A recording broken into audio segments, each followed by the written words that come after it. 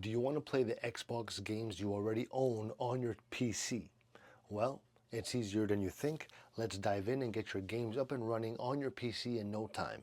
So first, make sure that you have the Xbox app on your PC so you can download it from the Microsoft Store for free.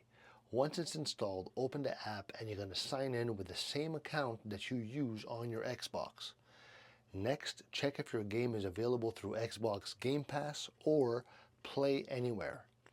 Many Xbox games are part of Xbox Game Pass so that you could play them on your PC without any extra cost. So look for the Play Anywhere symbol next to your game and you can download it straight to your PC. If you own a digital game on Xbox, you can go to the Xbox app and search for the game.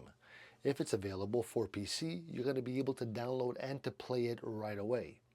Now, if the game isn't available for PC, you can also stream it from your Xbox console to your PC using the Xbox Console Companion app. So get ready to enjoy your games on both Xbox and PC. If this video helped you out, leave me a like, comment, subscribe. Ciao.